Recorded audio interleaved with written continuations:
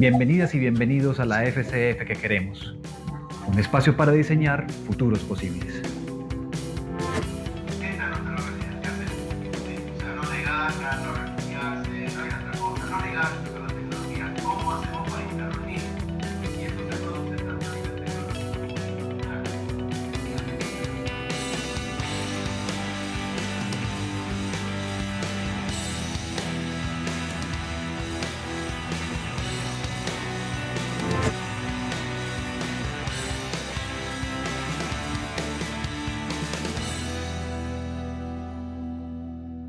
Bueno, un saludo muy especial, profesor Daniel Bustamante, director y coordinador de la maestría en diseño de futuros. Bienvenido a este podcast donde queremos hablar acerca de la facultad que queremos, porque la amamos, pero a la que queremos porque estamos en prospectiva diseñándola. Yo soy Juan David Rodas, soy candidato a decano de la Facultad de Comunicaciones y Filología para el periodo 2026-2029. Y hemos querido hacer esta serie de podcasts para tocar unos asuntos importantes. Y esta invitación especial para ti en esta casa, que es la Facultad de Comunicaciones y Filología, es para que hablemos de diseño de futuros.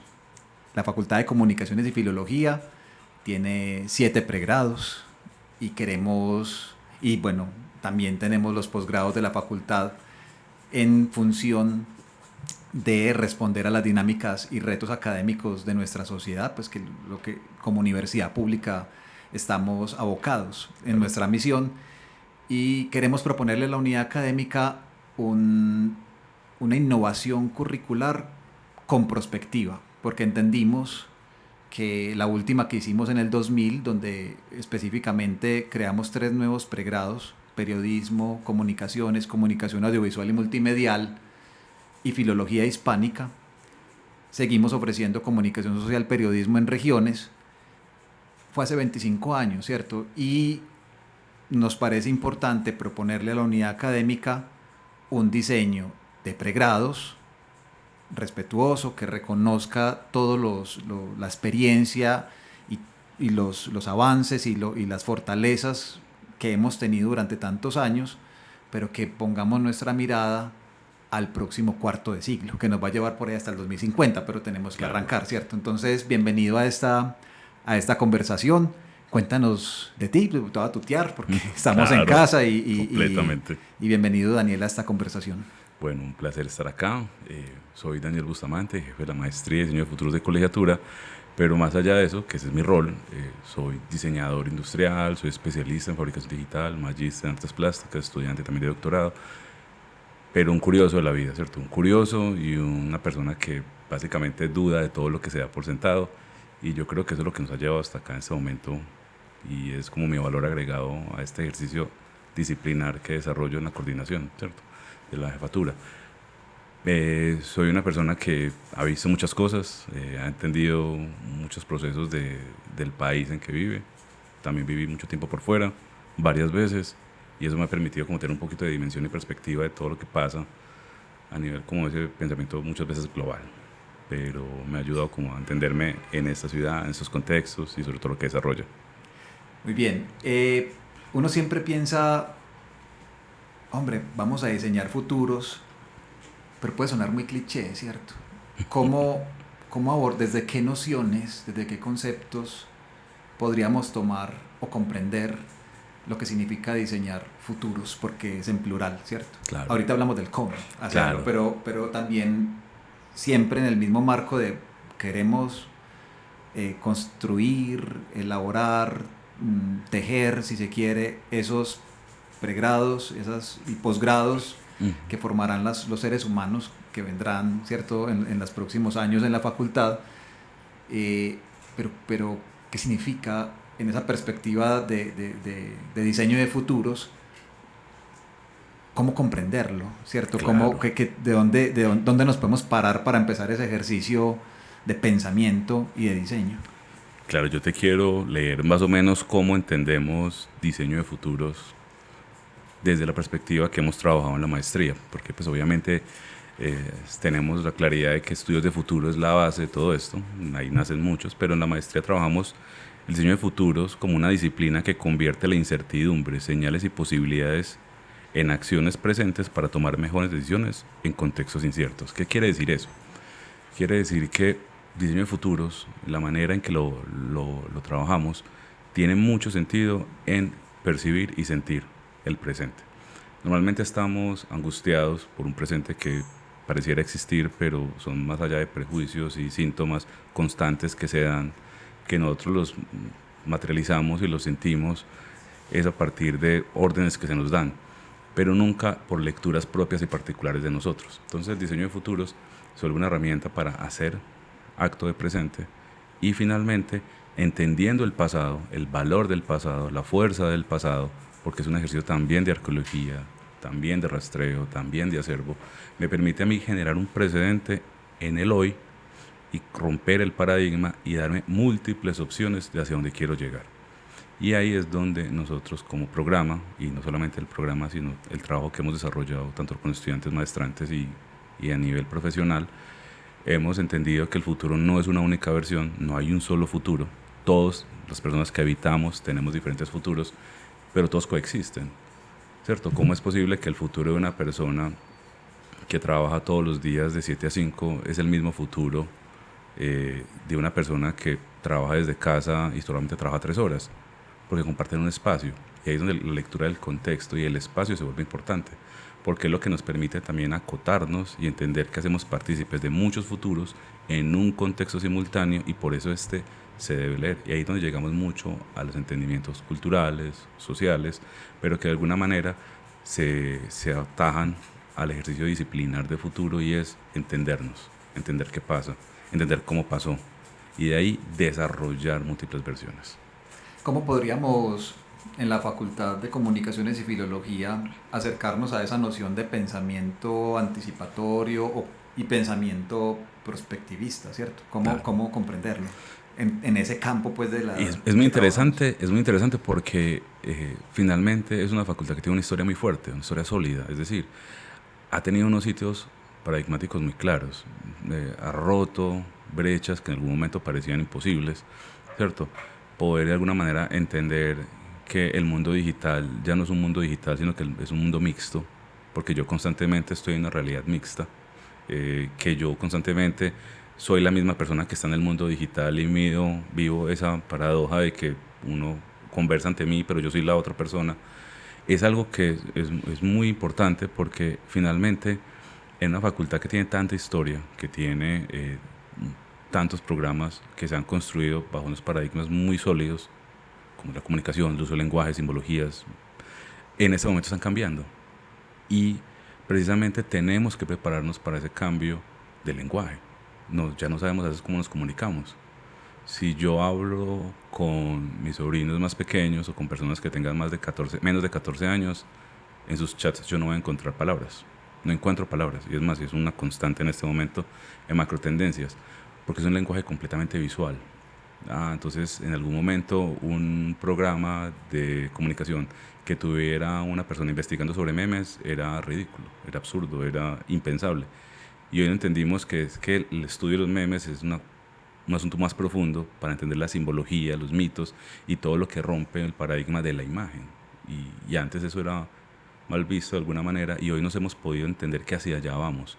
Las conversaciones con las personas más jóvenes que no han todavía logrado llegar al asunto de universidad, a la educación superior, es un asunto de imagen. Y ahí la emergencia de esas plataformas que ocurren, que de alguna manera ya estaban mapeadas. Ya había mucha gente que había entendido que esto venía, ya había entendido que eso podía pasar, porque finalmente desarrollaron no pensamiento de innovación, la innovación responde, reacciona frente a un problema, sino pensamiento anticipatorio, porque me prepara para estar listo cuando un cambio emerja. Yo cómo estoy preparado para que los precios de vivienda en Medellín pues, disparen. No puedo estar preparado, a no ser de que yo tenga la capacidad anticipatoria y en saber dónde es importante vivir. Pero ahí también caen los prejuicios, los paradigmas personales, paradigmas sociales.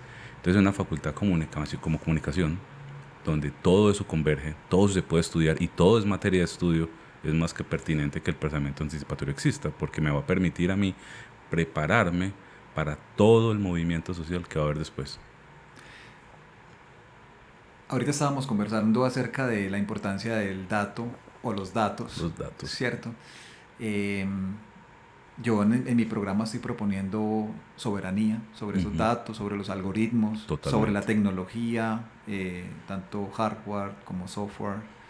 Pero hablando de los datos, sobre todo porque tenemos dos campos que son las comunicaciones y la filología hispánica. Claro. ¿Cierto?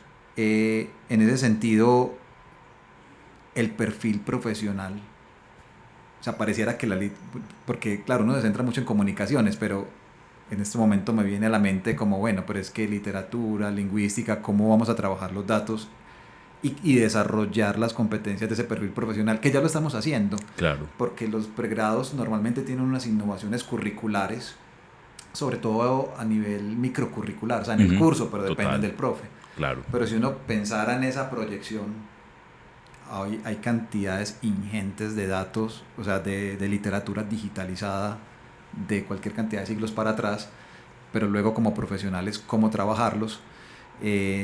Otros ejemplos, bueno, y así podría tomar un montón de ejemplos de datos que trabajamos en la facultad, pero el dato para el diseño de futuros y pensando en esos perfiles profesionales, ¿qué te viene en términos? ¿Qué trae? O sea, ¿cuál es la potencia de esos datos, de gobernar esos datos sumamente en función de diseñarlos? Sumamente importante y sumamente pertinente, porque estamos en un momento histórico donde a partir de telemetría podemos tener datos de todo. Y es súper interesante.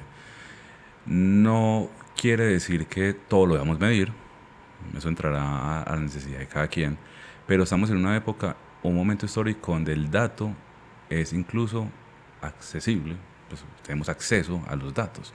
Antes, para yo tener una lectura de una tendencia, tenía que irme inicialmente a McKinsey, ¿cierto? A básicamente una macro tendencia de alguien que había hecho un estudio, es que McKinsey, de AWGCN. WGCN es como la plataforma de las más fuertes que hay de tendencias, donde básicamente desarrollamos pensamiento, es donde se desarrolla pensamiento de tendencias, macro tendencias, me dice hacia dónde va todo, y de un momento a otro no tenemos la posibilidad de verla solamente a ella, sino ver lo que está pasando en tiempo real en mi contexto.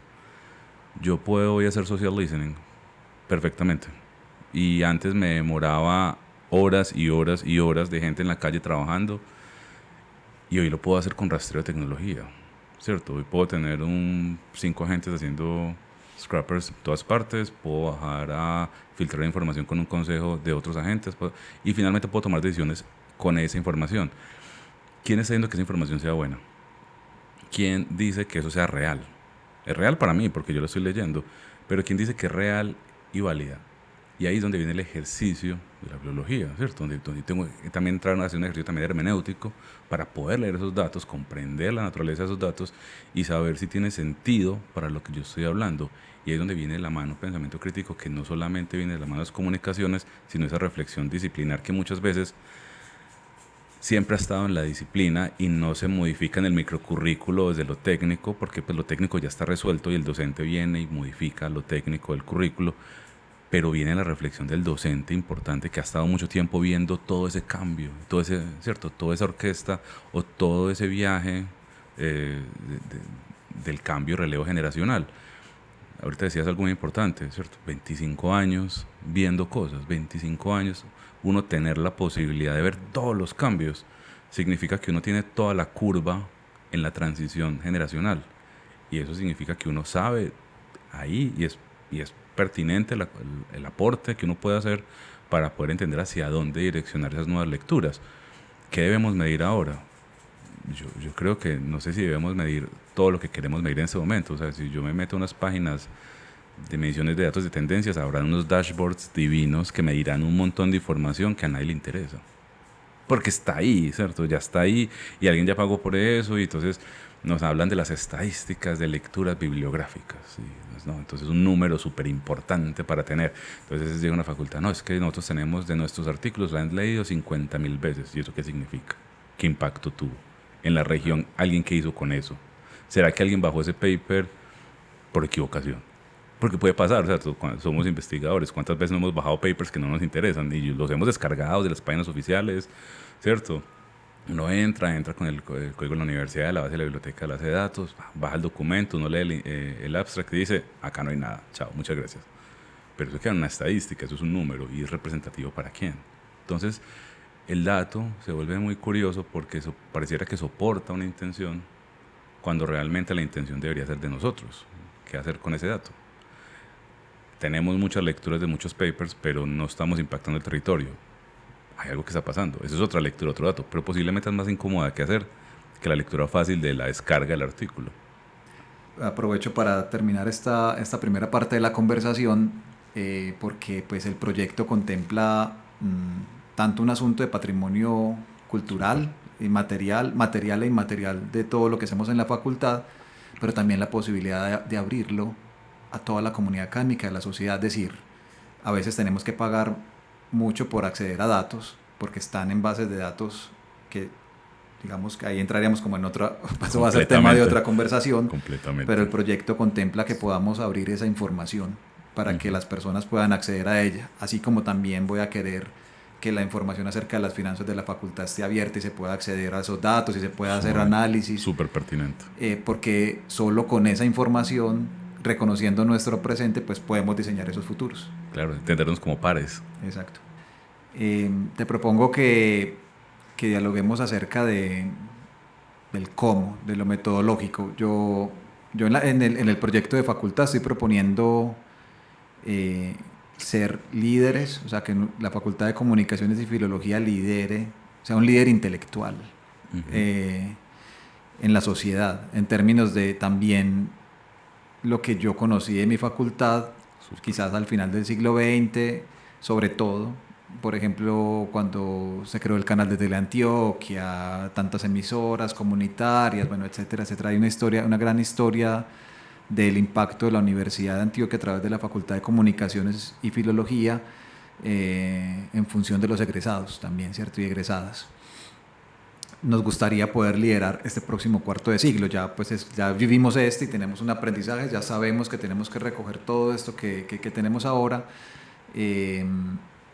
cuidarlo, conocerlo, comprenderlo, para poder enfocarnos hacia el futuro. Cuando pensamos en el cómo, si nos tenemos que reunir profes, estudiantes, egresadas y egresados para diseñar esos perfiles de futuro, de futuros, porque es importante hablarlo en plural. En plural. ¿Cómo desde el conocimiento que tienes y también desde la misma, pues lo que están también ustedes forjando y gestando en la maestría de diseño de futuros, qué orientación, cómo lo hacemos? ¿Qué hacemos? ¿Qué camino recorrer? Para dar el primer paso hay que entender que estamos inmersos en un sistema complejo. Cuando refiero a sistema complejo es entender que nada se puede crear en una caja negra. Una caja negra, como funciona por dentro en teoría de sistemas, serán muchos procesos trabajando por dentro de manera articulada, siempre dando el mismo resultado, o posiblemente diferente, pero sin conocer lo que sucede adentro.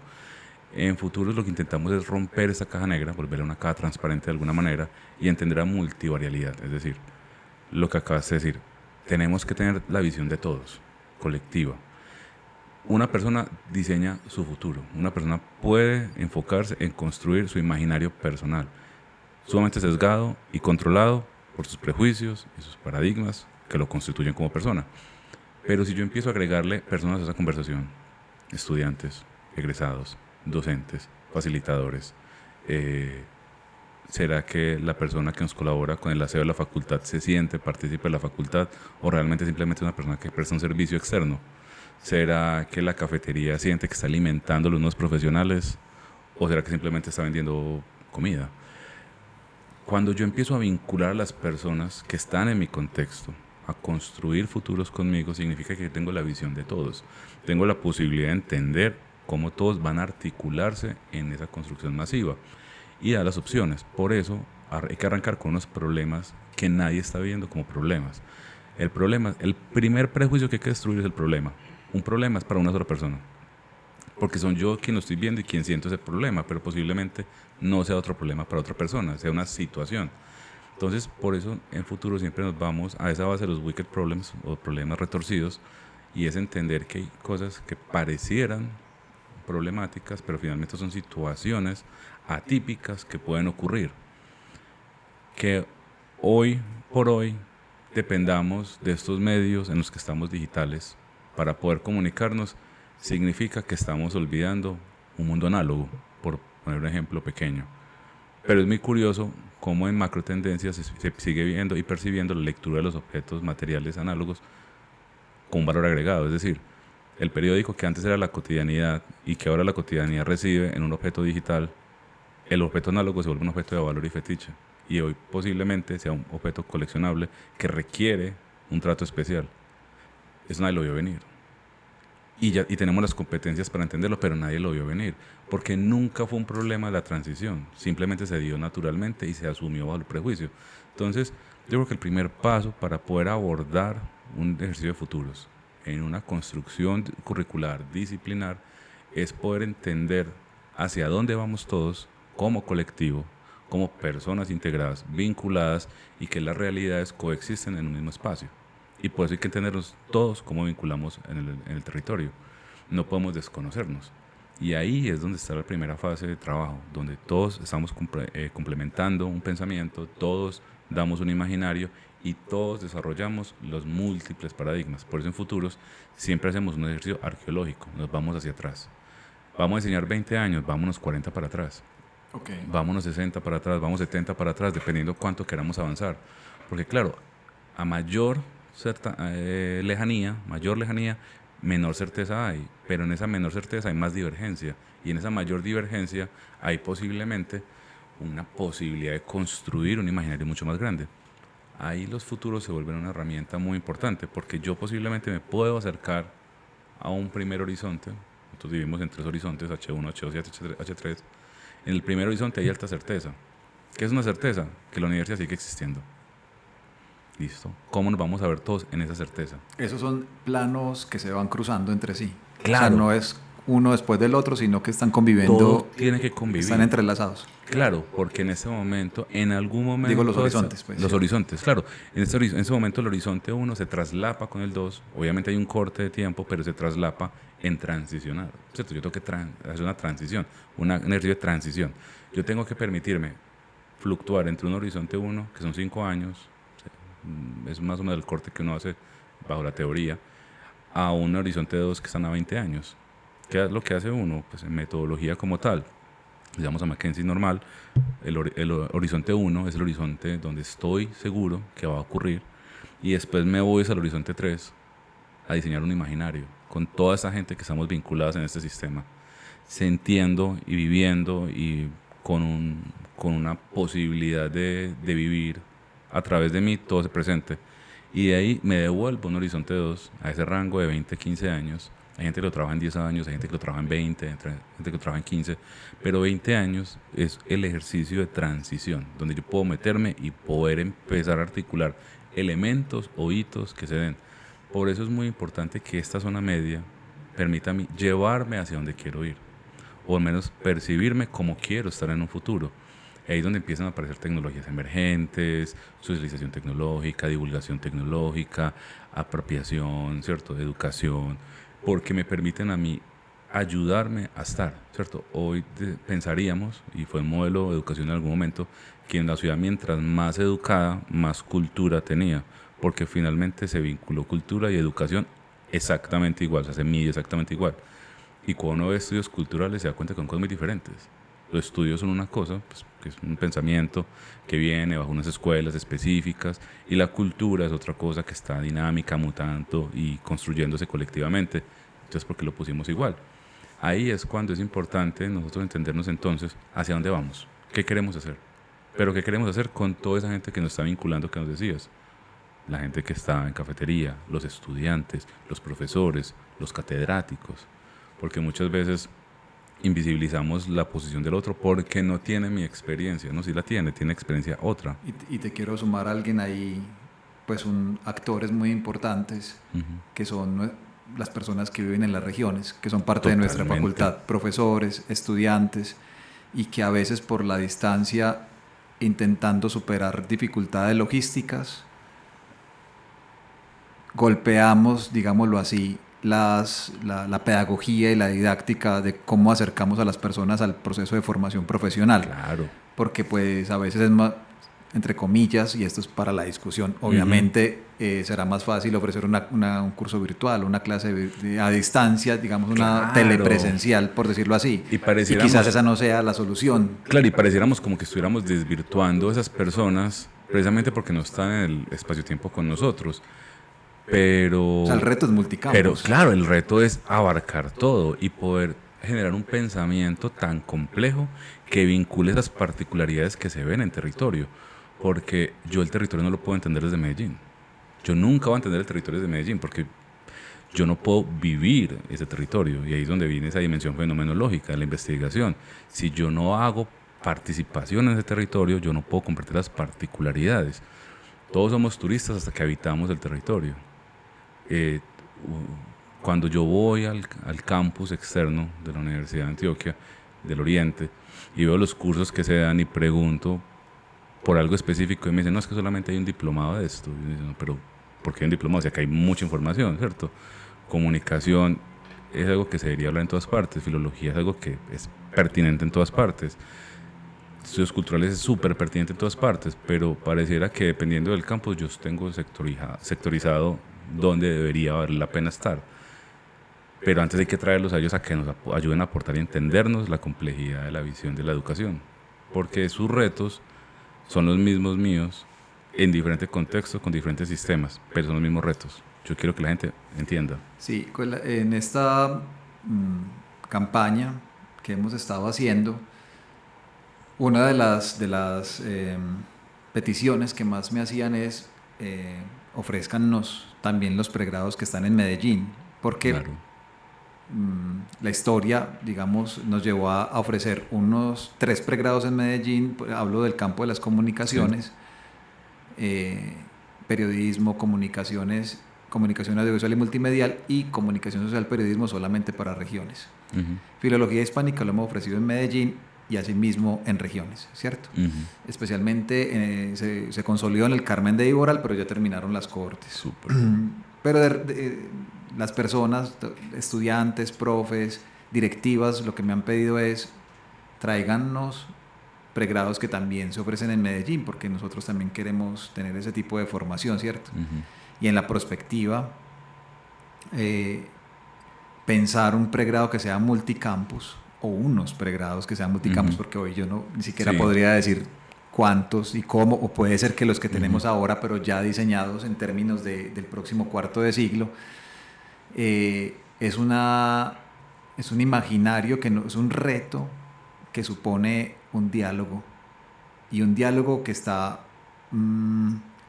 entrelazado, entremezclado, está, vamos a decirlo así, está formado para utilizar la misma base de información. Claro. Entonces, en épocas de infoxicación, y no hemos tocado ese tema en esta conversación, es decir, no lo hemos definido, pero ¿cómo entra en esos imaginarios de mundo toda la información que recibimos, que nos da una creencia del deber ser, de cómo es que van a ser nuestras sociedades en los próximos años, y cómo hacer para que esas no sean, o sea, esos imaginarios que tenemos desde el hoy en términos de la información que recibimos, no nos coarten, no haya un sesgo, por decirlo así, en términos de que me corte como la imaginación, o siempre que vamos a, creo yo, diseñar futuros, desearía uno como apuntarle al más, como cuando hacen las encuestas, claro, al deseado, a lo que yo deseo, lo más cercano a lo que va a pasar. Claro. Uno cómo hace para, en esos diálogos que vamos a tener de diseñar futuros, cuando yo sea decano y lidere la facultad, cómo hacer para mediar o pasar por el filtro esa información que tenemos hoy de comprensión de mundo, y que no nos coarte, digámoslo así, para imaginarnos y diseñar los profesionales que queremos para los próximos, no sé, 10, 15, 20 25 años. Ahí el tema de la infoxicación. 2050. Sí, o sea, 2050. Y 2050 es un número muy grande, es un número muy serio. ¿Cierto? Es un número muy serio. Porque ya pasaron 25 años, ¿no? Y claro, y vamos en la mitad del proceso, ¿cierto? Entonces, porque si vamos a pensar en el 50, vamos en la mitad de lo que fue en el 2000, ¿cierto? Fue como alguien en el 2000 dijo, el 50 es una cosa muy lejana y ya es como, ven, vamos a la mitad, ¿cierto? Pero la infoxicación juega, hay un papel delicado en el sentido de que estamos tan saturados de información, que es un término que aparece en los 70 con Toffler. Es un término que me permite a mí comprender que la cantidad de información que yo tengo en este momento, que no es poca, no tengo una vida entera para verlo.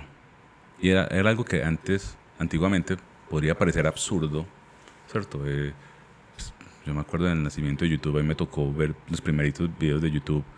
Todo el mundo era como, pues, pero es imposible que esto se llene. No, imposible, no, es que es tan imposible que no tengo una vida para ver todo lo que hay en YouTube en este momento. Y todo lo que yo habita ahí me está sesgando, me está coartando. Y utilizo toda esa más media para poder saturarme de información y casi que evitar pensar en mí mismo. Entonces, cuando hablamos de ejercicios de futuro, hay que construirme. Uno se tiene que construir. Y primero es evitar toda esa infoxicación. Uno puede estar informado, uno puede estar al tanto, uno puede estar sensible a todo lo que está ocurriendo, pero no me puedo coartar con un sesgo y terminar infoxicado. Porque son datos que nos forman, por eso hay claro. Informar, es un poco eso, ¿no? Exactamente, y ahí la información se vuelve importante porque una cosa es informar, otra cosa es sesgar. Y es donde es muy importante el tema de, listo, el primer momento yo tengo que permitirme entender y comprender hacia dónde vamos. ¿Por qué? Porque tengo mucha información que está rodeándome a mí, pero no toda es importante. No es que no sea pertinente, pero no todo es importante para mi visión, para lo que yo quiero construir. Entonces, claro, si vamos a formar nuevos profesionales para el 2050, yo tengo que ver las particularidades y las sensibilidades de las personas que están viniendo en esa generación detrás. Claro, yo lo estoy pensando por lo menos a 10 años. Claro. Porque mientras transformamos los actuales, se implementan y egresan, van a estar por ahí en el 2035. 35 más o menos estarán ya entrando y egresando los primeros profesionales de una comunicación muy diferente. Pero la pregunta del millón es, ¿quién en ese momento está mapeando y quién está sintiendo lo que sienten los jóvenes en los colegios? ¿Cierto? Entonces, hace poco alguien muy cercano a mí me decía, no, es que no puedo hacer la tarea del colegio porque no la puedo hacer con Gemini. Es que Cloud no me la respondió tan rápido. O sea que atraviesa mal propuesta. Entonces pareciera que la educación la estamos sesgando bajo el paradigma de la inteligencia artificial. Y posiblemente la inteligencia artificial también está infoxicada. Entonces, hace tiempo lo hablaba en un evento de futuros que estuvimos con grandes de Latinoamérica, Pablo Reyes, Andrea Busquets, que son gente que viene trabajando de futuros hace mucho tiempo. Y decíamos, ¿qué teso? Porque yo creo que uno de los paradigmas que tenemos que empezar a construir es, ¿será que tenemos que formar psicólogos para IA? Entonces, claro, se rieron, pues terminamos en una risa en la mesa, pero Boros lo dice, sí. Si no hay absurdos, no hay futuros. Porque es que el absurdo es la primera deconstrucción del paradigma. Y nos reímos muchas veces cuando decimos cosas absurdas porque no estamos preparados para romper el paradigma. Y es mi teso. Entonces, cierto, hace poco estábamos defendiendo la tesis de una maestría de un estudiante que hablaba de cómo los países empiezan esas nuevas cogobernanzas de los países dentro de los mismos países, y ya pasamos por Adam Smith, ya pasamos por Marx, ya pasamos por David Harvey, y ya vamos en otra cosa muy diferente. Y eso, venga, entonces ¿dónde estamos ahora? Claro, nadie está mirando esos paradigmas porque parecieran desechables, parecieran que no nos interesan, pero es donde tenemos que concentrarnos, pero son vigentes, están presentes. Siempre están presentes porque finalmente tenemos que empezar a observar con esos absurdos, esos posibles escenarios donde vamos a caer. Este es el inicio de las conversaciones y, claro sí. Y me gustaría mucho que pudiéramos ahondarla en términos de co-creación, ¿cierto? Porque reconozco en el ejercicio que está desarrollando la colegiatura en este momento con la maestría de diseño de futuros, unos saberes que combinados con los saberes que tenemos como universidad pública, en la Universidad de Antioquia, con los pregrados que tenemos hace varios años, podemos potenciarnos en términos de diseñar futuros, porque yo lo que estoy proponiendo a la unidad académica es diseñemos nuestro futuro, Claro. en los futuros, porque es que eso es lo que me parece más interesante. Claro. Y en ese sentido decirle a la sociedad cuáles son los profesionales que nosotros nos imaginamos y que estamos diseñando y que estamos creando. Claro. Entonces quiero agradecerte este espacio. Tenemos pendiente otros temas para conversar, pero que este es un abrebocas para la FCF que queremos, que reitero que es esta que amamos, Claro. pero también la que deseamos, la que mueve nuestras pulsiones. La que imaginan. Y la que imaginamos, la que nos convoca. Esto es una vocación, y es una vocación social, porque pues como universidad pública nos debemos a todas las personas. Todos. A todas las personas, y sabemos que vienen nuevas generaciones y queremos establecer estas líneas de formación, estas propuestas de profesionales que vendrán en este próximo cuarto de siglo, digo yo siempre, pero que es una oportunidad. Lo que yo veo son unas condiciones de posibilidad en términos de perspectivas para nosotros decir hacia dónde queremos ir. Claro. Y alejarnos de posturas que son más reactivas y como que nos atropella la tecnología. Y ahorita que decías 25 años, es que yo soy egresado de la primera cohorte de comunicación audiovisual y multimedial y he visto todo el recorrido. Y hoy que estoy terminando el doctorado en comunicaciones y narrativas también de mi facultad, pues me he posicionado en los temas, en temáticas del siglo XXI y hacia dónde vamos. Claro. Y sé que hay que dejar un legado a nuestras próximas generaciones. Señalo así porque aquí están todos estudiantes, profes, colegas que están aquí detrás de cámaras, pero eso es lo que queremos. Pues, ¿a quién más le vamos a dejar Claro. y cómo vamos a dejar ese futuro? Entonces te agradezco aceptar esta invitación, acompañarnos aquí en nuestra casa No, es y todo el invitar gusto. y que sea el inicio de muchas otras conversaciones. Yo creo que primero agradecerles por el espacio. Yo creo que estas conversaciones son más interesantes mientras disciplinarmente sean más amplias. O sea, creo que estar sesgados es sumamente peligroso. Entonces me encanta poder llegar a hablar de esto. Siempre sí a todos estos temas. Y lo más importante es invitarlos a ustedes a co-crear, como lo decías ahora. Creo que esa es la clave del éxito. Si el reconocernos, estar sensibles a lo que nos rodea y a reconocernos, creo que esa es la primera parte, ¿cierto? Reconocer que uno es el origen de muchos elementos y muchos cambios, pero que ese origen también cambia a otras personas. Y creo que algo que estás proponiendo ahora, que es hablar de las particularidades de una universidad pública y de cómo afrontar la educación de una universidad pública donde tiene acceso absolutamente todas las personas que están en el territorio, es el reto más grande, ¿cierto? Entonces, Bueno, muchas gracias y hasta la próxima. hasta luego, muchas Nos gracias. vemos.